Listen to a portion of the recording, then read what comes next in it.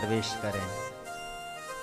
यहाँ सबसे पहले भगवान के स्वरूप की चर्चा और स्वभाव की चर्चा है कि सच्चिदानंद रूपाय विश्वोत्पत्त्यादि हेतवे तापत्रय विनाशाय श्री कृष्णाय वयं नमः। भगवान के तीन स्वरूप हैं, सत स्वरूप है, चित्त स्वरूप है और आनंद स्वरूप है।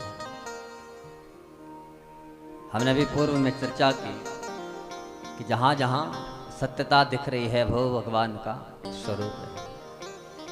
यहाँ तक कि चोर भी जब चोरी करके आते होंगे तो उनके अंदर भी यही भाव रहता होगा कि मेरा जो मित्र है ना मुझसे झूठ न बोले, हाँ, ये मुझसे छुपाए ना कि मैंने इतना चुराया है, जो चुराया है वो सामने रख, ये हमसे असत्य भाषण न करे। हम भी चाहते हैं दूसरा हमसे झूठ न बोले, तो हम चाहते हैं कि दूसरा हमसे झूठ न बोले और फिर भी हम दूसरे से झूठ बोलते हैं। जो हम अपने लिए चाह रहे हैं वो सबके लिए है। जब हम आशा करते हैं कि मेरा बच्चा मुझसे झूठ न बोले, मेरा पड़ोसी मुझसे झूठ न बोले, तो फिर हम उनसे असत्य भाषण क्यों कर रहे हैं? फिर आप भी सत्य बोलिए।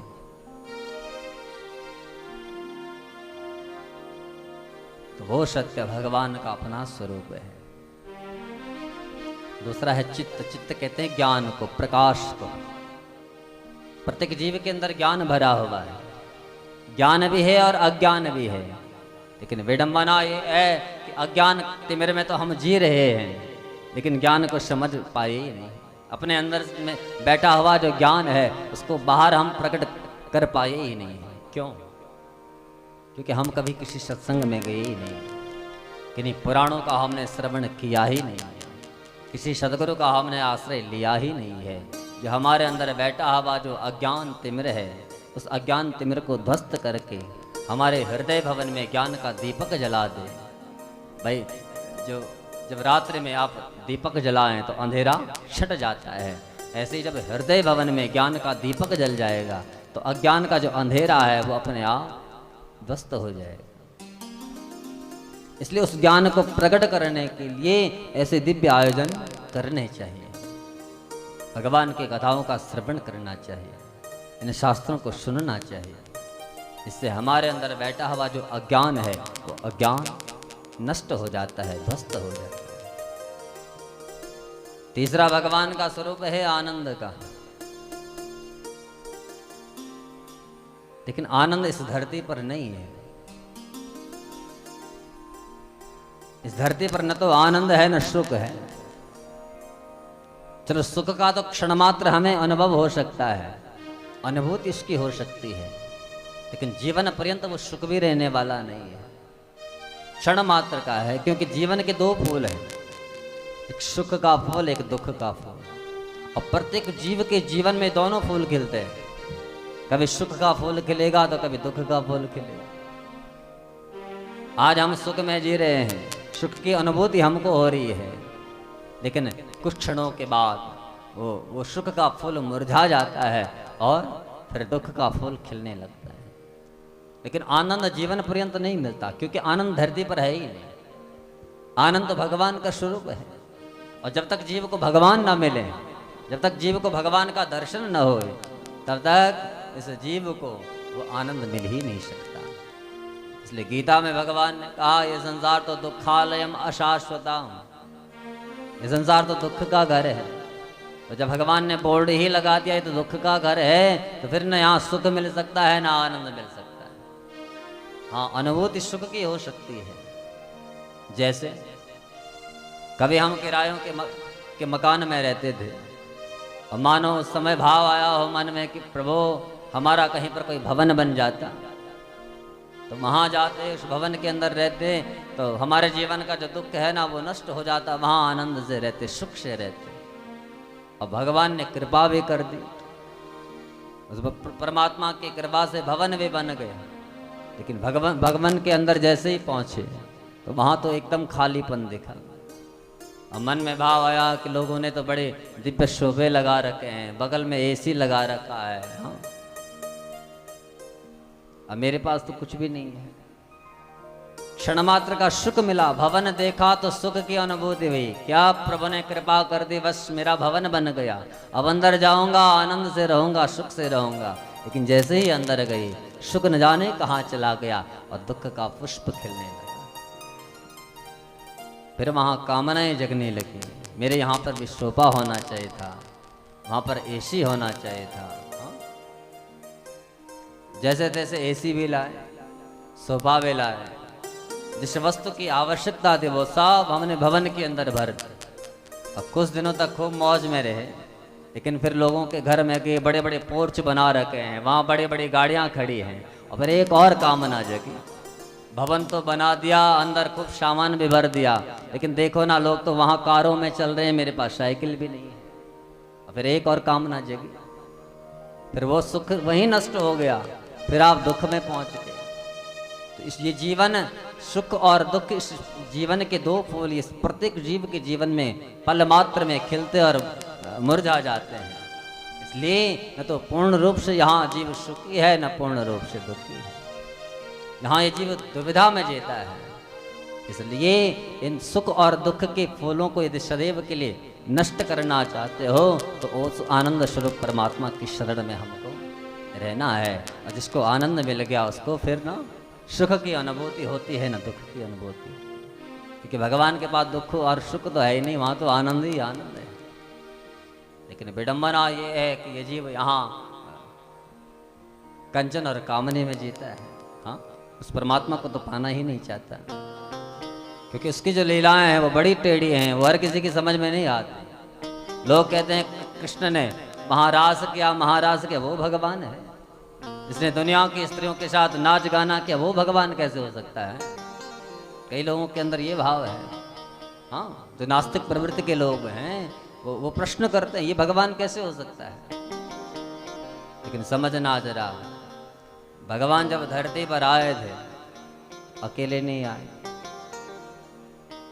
भगवान ने उस समय ब्रह्मा से कहा था, मैं धरती पर जा रहा हूँ, देवकी के गर्भ में अवस्थित होने जा रहा हूँ, इसलिए मैं अकेले नहीं जाऊंगा। संभवन्तु सुरस्त्रियः, कहा कि तुम देवताओं को भी आना है और अकेले नहीं, सुरस्त्रियः, अपनी अपनी स्त्रियों को लेकर के धरती पर आना है। तो सारे के सारे देवता भगवान से पहले ही धरती पर अवतरित हो गए, गोप बन करके प्रकट हो गए, और स्वर्ग की जो देवियां थी वो गोपियां बन गई। और भगवान ने अपने उस परिकर के साथ में रास किया, महारास किया, जो परिकर भगवान का नित्य गोलोक में साथ देता है। तो संसार के जीवों के साथ तो कोई लीला ही नहीं की। हाँ, लेकिन लोगों के अंदर ये भाव है, क्योंकि इसकी लीला को समझना बड़ा कठिन है। क्योंकि वो एक तो वो टेढ़ा है, दूसरा उसकी लीला बड़ी टेढ़ी है। दूसरी बात, भगवान ने जब महाराज की लीला की, उस समय भगवान की अवस्था कितनी थी पता है? केवल 7 वर्ष की। हाँ, 7 वर्ष का बालक कितना होता है? उसके अंदर काम प्रकट कैसे हो सकता है?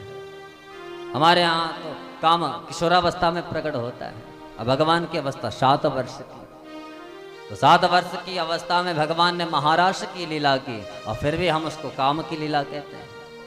और जबकि वहाँ जब कामदेव आया था तो भगवान ने कामदेव को ही पकड़ लिया था। उत्तम भयम रतिपतिम रमयांचकार, भगवान ने कामदेव को पकड़ करके पेड़ पर लटका दिया था और कहा था कि यहाँ तेरा कोई काम ही नहीं है, ये तो जीव और ब्रह्म के मिलन की दिव्य लीला चल रही है, यहाँ काम का कोई काम नहीं है। और उस लीला को देखा था किसने? भोले बाबा ने, जिन्होंने स्वयं काम को वशीभूत कर रखा है। तो कामारी शिव वहाँ थे, और कामदेव को जिन्होंने पेड़ पर लटका दिया, ऐसे कृष्ण वहाँ थे। फिर वो काम की लीला कैसे हो सकती है? लेकिन फिर भी लोग भगवान की लीला पर शंका करते हैं। इसलिए उस कृष्ण को समझने के लिए इस मन में बैठे हुए जो ये विकार हैं, जब तक ये विकार हटेंगे नहीं तब तक भगवान को हम समझ ही नहीं सकते। इसलिए तो पहले इस शरीर को पावन करना पड़ता है, इस बुद्धि को पावन करना पड़ता है, इस मन को पावन करना पड़ता है, तब कथा समझ में आती है, तब भगवान समझ में आते हैं। हो तो बांका तेरी बांकी नजरिया, तो बांका तेरी बाकी नजरिया, तो बांका तेरी बाकी नजरिया, तो बांका तेरी बाकी नजरिया, बाकी नजरिया हो बाकी नजरिया, बाकी नजरिया ओ बाकी नजरिया, बाकी नजरिया हो बाकी नजरिया, बाकी नजरिया ओ बाकी नजरिया, तो बांका तेरे बाकी नजरिया, तो बांका तेरी बाकी नजरिया, तो बांका तेरी बाकी नजरिया, तो बांका तेरी बाकी नजरिया।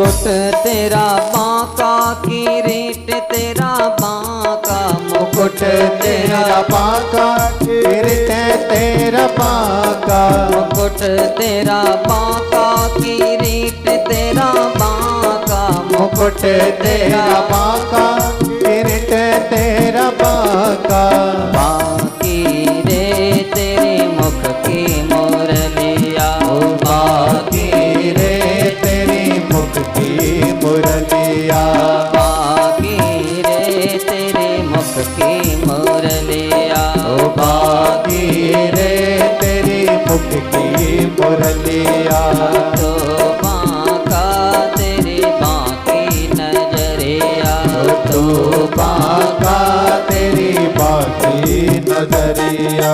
हाथ पर उठा करके तालीम की सेवा करते हैं।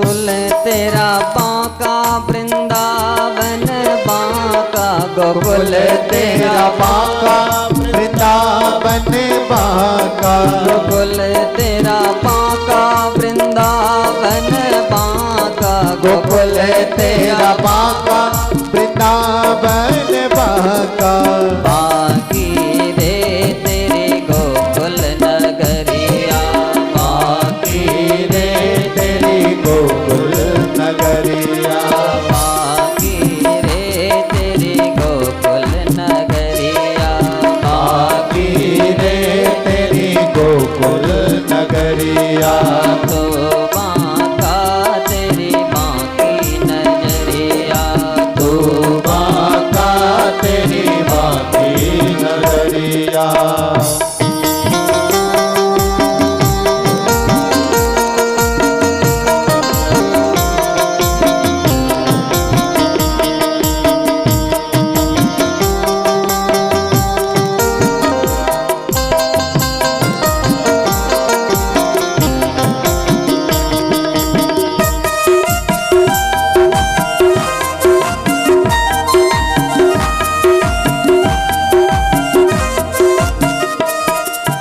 ग्वाल तेरे बांके गोपी तेरी बांकी, ग्वाल तेरे बांके गोपी तेरी बांकी, ग्वाल तेरे बांके गोपी तेरी बांकी, ग्वाल तेरे बांके गोपी तेरी बांकी, बांकी रे तेरी प्रेम नगरिया, बांकी रे तेरी प्रेम नगरिया, बांकी रे तेरी प्रेम नगरिया, बांकी रे तेरी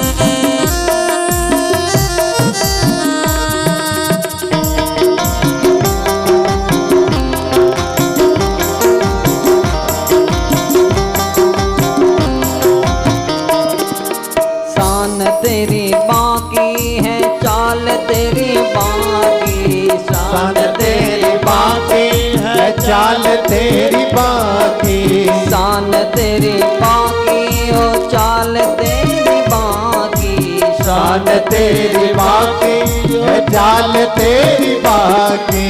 बाकी रे तेरी तिरछी नजरिया, बाकी रे तेरी तिरछी नजरिया, बाकी रे तेरी तिरछी नजरिया, बाकी रे तेरी तिरछी नजरिया।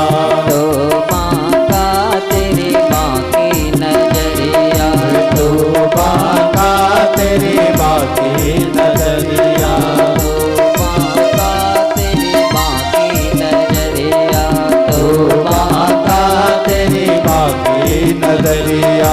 बाकी नजरिया हो बाकी नजरिया, बाकी नजरिया हो बाकी नजरिया, बाकी नजरिया हो बाकी नजरिया, बाकी नजरिया हो बाकी नजरिया।